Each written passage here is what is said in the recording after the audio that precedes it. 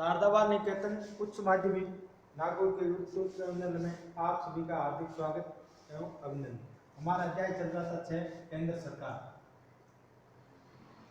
अध्याय 6 केंद्र सरकार।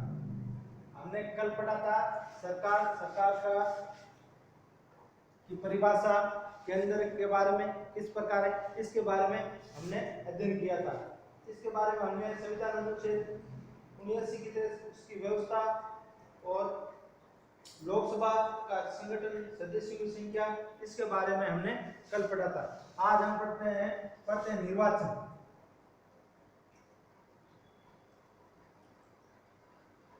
नंबर 2 पढ़ते हैं निर्वाचन, यानी सरकार किसको निर्वाचन क्षेत्र में माना गया है? वयस्क मताधिकार जिसके 18 वर्ष की आयु,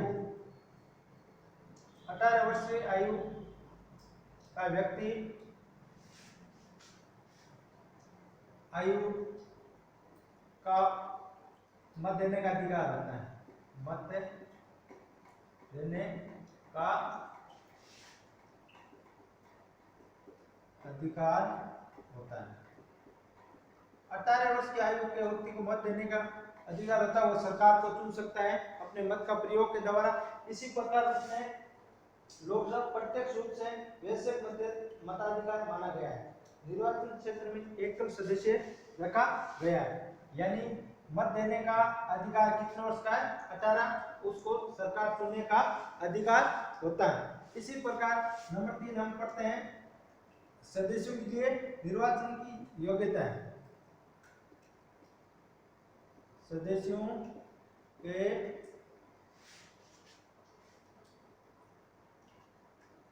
लिए योग्यता। सदस्यों के लिए क्या योग्यता होनी चाहिए? यानी जब व्यक्ति 18 वर्ष का चुनाव दे सकता है, तो यदि किसी को चुनाव लड़ने का अधिकार, उसकी क्या योग्यता होनी चाहिए? यदि चुनाव लड़ना है, ऐसा नहीं सीधे व्यक्ति आकर के चुनाव, उसकी क्या योग्यताएं होनी चाहिए, इसके बारे में हम देखते हैं। नंबर 1 होता है कि वो 25 वर्ष की आयु होना चाहिए। 25 वर्ष की आयु, यानी व्यक्ति 25 वर्ष की आयु का होना चाहिए। मत देने का अधिकार 18 वर्ष का है, लेकिन निर्वाचन क्षेत्र में चुनाव लड़ना, तो उस समय उसकी सदस्य बनना है, तो उसकी आयु कितनी होती है? 25 वर्ष की। दूसरा, राजकीय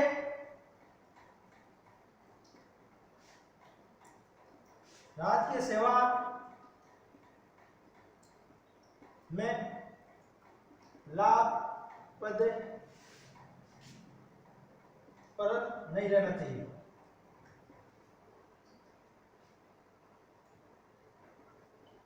नहीं होना चाहिए।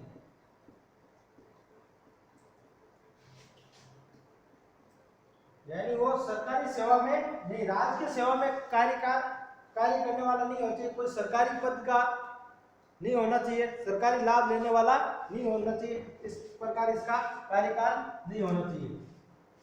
25 वर्ष की आयु, राजकीय सेवा में नहीं होना चाहिए। तीसरा है इसमें भारतीय नागरिक को, भारतीय नागरिक होना चाहिए। नागरिकता, भारतीय नागरिकता होनी चाहिए। यानी जिसको चुनाव लड़ना है, उसके पास नागरिकता भारतीय होनी चाहिए। ऐसा नहीं कि दूसरे देश का आकर चुनाव लड़ सकता, नहीं।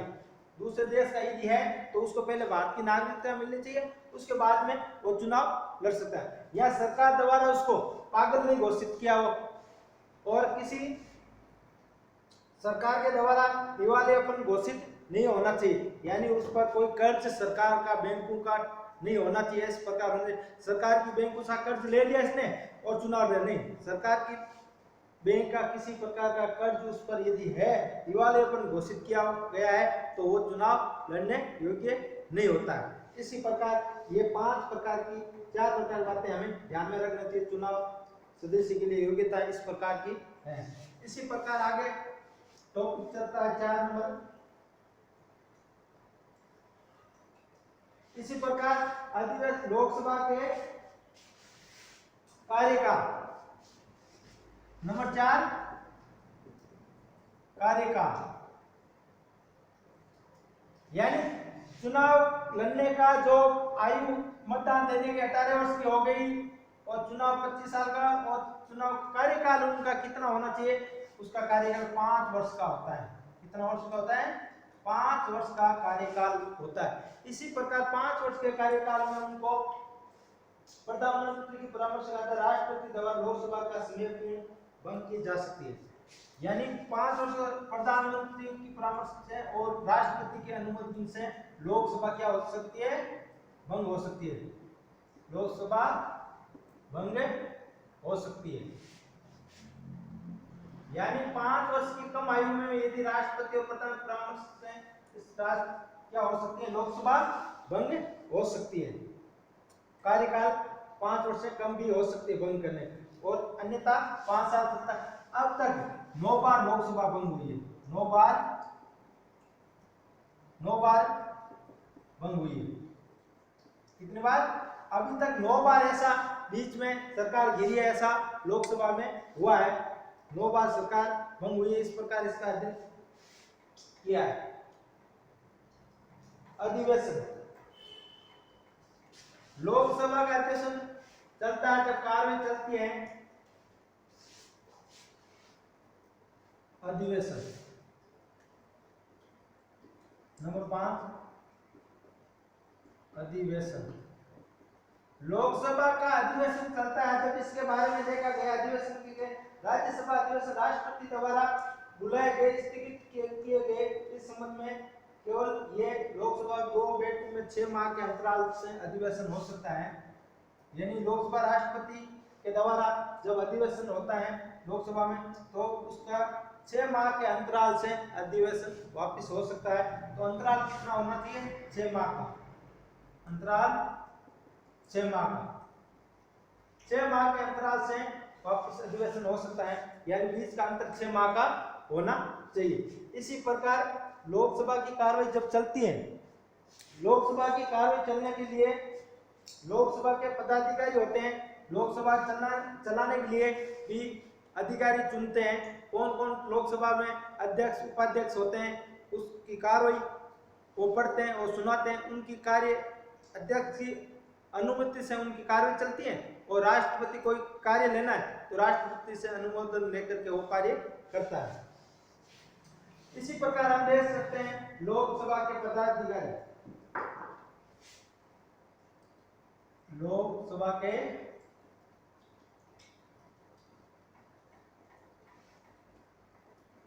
पदाधिकारी, लोकसभा के पदाधिकारी होते हैं अध्यक्ष व उपाध्यक्ष। अध्यक्ष और उपाध्यक्ष इसके होते हैं। लोकसभा के निर्वाचन होने बाद लोकसभा की कार्रवाई करने के लिए अध्यक्ष उपाध्यक्ष को चुना जाता है, जो लोकसभा की कार्रवाई संचालित करते हैं। अध्यक्ष की अनुपस्थिति में उपाध्यक्ष कार्य करता है। इस प्रकार की ये कार्य प्रणाली इनकी चलती है। अध्यक्ष का चुनाव होता है जिसमें निर्वाचन उपाध्यक्ष होता है, और सदस्यों में से एक को अध्यक्ष है। लोकसभा के जितने भी सदस्य होते हैं, जिस पार्टी के होते हैं उसको एक अध्यक्ष चुनते हैं, दूसरे को उपाध्यक्ष। जिस पार्टी का प्रधानमंत्री होता है उसको कार्रवाई चलानी पड़ती है। इस प्रकार उसमें अध्यक्ष और उपाध्यक्ष का चुनाव उनमें से एक का, जितने लोकसभा सांसद होते हैं उनमें से उनको होता है। अभी आप देख सकते हैं हमारे देश का प्रधानमंत्री श्री नरेंद्र मोदी है, उसके नेतृत्व में अध्यक्ष का ओम जी बिरला कार्य कर रहे हैं। उनकी अध्यक्षता में लोकसभा चलती है। लोकसभा चलाने के लिए उनमें से चुनाव उनका होता है। किसी भी समय में अध्यक्ष उपाध्यक्ष को स्थगित या पद से हटाया जा सकता है। अध्यक्ष उपाध्यक्ष को उसकी कार्यकाल से अपने पद से हटाया जा सकता है।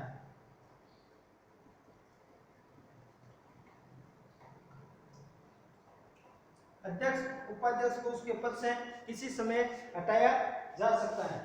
लोकसभा तत्कालीन सदस्यों की बहुमत से आशय कि प्रस्ताव पास हो।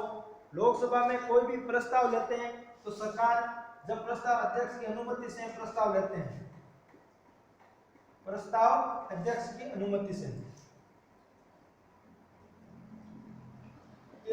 लेते हैं। अध्यक्ष की अनुमति से प्रस्ताव पास होता है और अध्यक्ष की अनुपस्थिति पास होने के बाद में राष्ट्रपति द्वारा अनुमोदन के लिए भेजा जाता है। बाद में राष्ट्रपति के हस्ताक्षर के लिए भेजा जाता है। जब राष्ट्रपति अनुमति देता है वो प्रस्ताव पास हो जाता है। किसी भी कार्य के लिए जब लोकसभा कार्य चलती है उसमें प्रस्ताव लिया जाता है। सदन जब चलती है तो उसमें वाद विवाद भी होता है। आपस में किसी चीज के लिए वाद विवाद भी होता है। जब कोई प्रस्ताव आता है उसमें सभी पार्टियां अपना वाद विवाद पक्ष विपक्ष सब अपना पक्ष रखते हैं। उसके बाद में अध्यक्ष की अनुमति से राष्ट्रपति को भेजा जाता है। उसके बाद में वो प्रस्ताव पास होता है। इस प्रकार ये सदन चलती है। जब इसी प्रकार प्रस्ताव तभी पेश कर सकते हैं जब 14 दिन पूर्व सूचना दी हुई हो। किसी प्रस्ताव के लिए उसकी सूचना कितने दिन? 14 दिन पूर्व सूचना होनी चाहिए। कितने दिन? 14 दिन पूर्व। 14 दिन पूर्व सूचना देने पर वह प्रस्ताव अनुमोदित होता है। इसके अनुसार अध्यक्ष उपाध्यक्ष संसद द्वारा निर्धारित वेतन और भत्ते भी मिलते हैं। संसद के द्वारा जब अध्यक्ष उपाध्यक्ष कार्य करते हैं उसको संसद लोकसभा की संसद के अनुसार वेतन और भत्ता भी उसको मिलता है अतिरिक्त इसके अलावा, क्योंकि वो लोकसभा की कार्रवाई करता है। इस प्रकार उसको अलग से भत्ते भी मिलते हैं। अध्यक्ष की कार्य शक्तियां, यानी अध्यक्ष की कार्य शक्तियों के बारे में हम पढ़ते हैं। अध्यक्ष कार्यकाल होते हैं उसकी कौन कौन सी शक्तियों का वो उपयोग कर सकते हैं। अध्यक्ष का कार्यकाल की शक्तियां क्या होती हैं? अध्यक्ष की कार्य शक्तियां,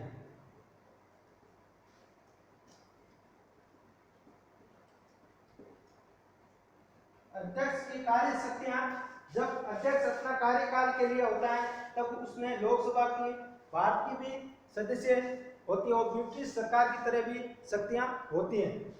ब्रिटिश सरकार में जिस प्रकार अध्यक्ष का पद होता है उसी प्रकार भारत सरकार में भी इसी प्रकार का अध्यक्ष का पद होता है, उसके अनुरूप ही इसका होता है।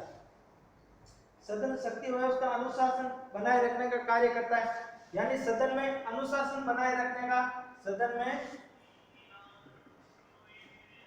अनुशासन बनाए रखने का कार्य भी करता है। सदन में अनुशासन बनाए रखने का कार्य कौन करता है? कार्य अध्यक्ष करता है। अध्यक्ष का कार्य होता है सदन में अनुशासन बनाए रखना, आपस में तालमेल बनाए रखना, पक्ष विपक्ष को शांतिपूर्ण उनकी सुनना बात और उसकी बात का जवाब देना। इस प्रकार वो सदन में का कार्य चलता है। ऐसा नहीं अध्यक्ष जिस पार्टी का होता है उसका पक्ष लेता है, बिल्कुल नहीं लेता है। अध्यक्ष दोनों पार्टियों को, तीनों पार्टी जितनी भी पार्टियां उनको समान रूप से देखते हुए अपने पद का उपयोग करता है और किसी के साथ भेदभाव नहीं करता है। इस प्रकार सदन चलती है, वो सबकी वो सुनता है और अपनी बात रखता है।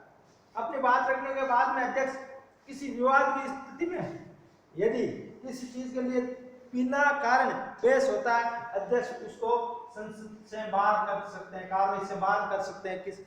कुछ घंटे के लिए, कुछ दिन के लिए बाहर करने का भी अधिकार इसके पास होता है। अध्यक्ष के पास पावर ये भी होता है, यदि किसी स्थिति में कोई लोकसभा कोई सांसद जबरदस्ती हल्ला करता है बिना कारण किंतु परंतु बिना पेश करता है, उसको अध्यक्ष कार्रवाई से बाहर कर सकता है, निलंबित कर सकता है, उसके पास पावर होता है। वह सदन की कुछ समितियों का पदन सभापति भी होता है। सदन की कुछ समिति का पदन सभापति भी कौन होता है? अध्यक्ष होता है। इसी प्रकार सदन में कार्य चलती है, संसद और राष्ट्रपति के बीच सारा पत्र व्यवहार का काम भी यही करता है। जब सदन चलती है, पत्र व्यवहार आपस में, लोकसभा चलती है, राष्ट्रपति और संसद के बीच में जितने भी पत्र व्यवहार का काम होता है वो कौन करता है? अध्यक्ष करता है। उनकी अपनी शक्तियों का उपयोग करते हुए आपस में कोई प्रस्ताव लिया या आगे की कार्रवाई करनी है, इसका पत्र व्यवहार का काम अध्यक्ष राष्ट्रपति को भेजा जाता है। इस प्रकार कार्य करता है। अध्यक्ष के निर्णय करता है, कोई विधेयक धन विधेयक के अथवा नहीं करता है। इस प्रकार अध्यक्ष की आज की हमारी ये शक्तियां थी, इसके बारे में अध्ययन किया। धन्यवाद। इसी प्रकार हमारा चैप्टर आपको PDF रूप में भी मिलेगा।